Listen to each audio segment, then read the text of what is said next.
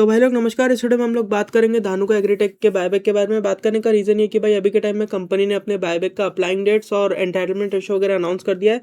सबसे पहले अगर हम लोग अप्लाइंग डेट्स का बात करें तो एप्लीकेशन डालना चालू होगा 4 जून से और एप्लीकेशन डालने का जो आखिरी दिन है वो है 10 जून। ठीक है, अब रिकॉर्ड डेट 29 मई था, मैंने आपको बहुत पहले से बोल रखा है। यानी कि अगर आप लोगों ने 28 मई या उसके पहले स्टॉक को परचेज किया होगा तो आप लोग इस बायबैक में पार्टिसिपेट करने के लिए एलिजिबल हो।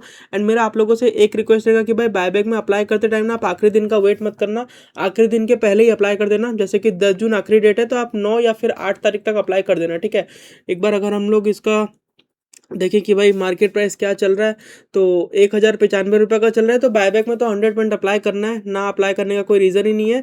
एंड अगर 1 शेयर वाले तो पक्का अप्लाई कर ही देना। ठीक है, क्योंकि जो बायबैक का प्राइस है वो 1400 रुपया रखा गया एंड इसमें 1 शेयर स्ट्रेटेजी 100% काम करने वाला है। ठीक है, अब चलो हम लोग थोड़ा बहुत आगे बढ़ते हैं और देखते हैं कि इसका एंटाइटलमेंट रेशियो वगैरह कितना आया था, जो जिसको कि देखने के लिए हम लोग को अच्छा खासा डाउन स्क्रोलिंग करना पड़ेगा। एंड आप लोग जो है डाउन स्क्रॉलिंग करते करते पहुंच गए लगभग एंटाइटलमेंट रेशियो के आसपास, इसी के आसपास कहीं पे। हाँ, तो अगर आप लोग देखोगे मोस्टली आप लोग रिटेल कैटेगरी में हो, है कि नहीं? मैं मान के चल रहा हूँ कि मेजॉरिटी लोग रिटेल में ही होंगे, तो हम लोग नॉन रिटेल वालों के लिए बात नहीं कर रहे हैं।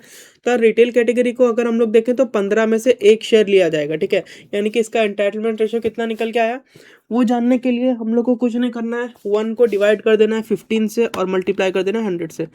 एक सेकेंड, 1 डिवाइडेड बाई 15 इंटू 100। तो जो एंटाइटलमेंट रेशियो निकल के आया है वो 6.6% का निकल के आया है। तो जनरली हम लोग देखते हैं कि जो बहुत छोटा साइज का बायबैक होता है ना, उसके केस में होता क्या है, जितना एंटाइटलमेंट रेशियो रहता है उसका लगभग 2.5x के आसपास एक्सेप्टेंस निकल के आता है। ठीक है, अगर हम लोग धानुका एग्रीटेक में पकड़ के चलें कि 6.6% का एंटाइटलमेंट रेशियो है तो इसको हम लोग 2.5 से मल्टीप्लाई कर देते हैं।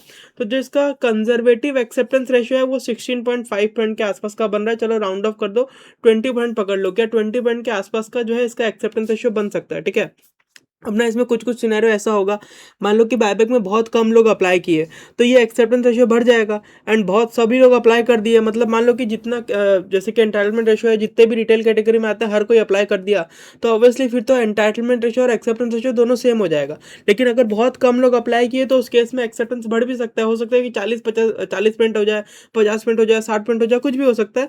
लेकिन मेरा एक्सपेक्टेशन है कि 20% के आसपास रहेगा। ठीक है, एंड इतना रखते हैं इस वीडियो में। आई होप आप लोगों को वीडियो पसंद आया होगा, इससे ज़्यादा कुछ है नहीं इसके बारे में जानने के लिए। फिर मुलाकात होगी अगले वीडियो में, तब तक के लिए नमस्कार।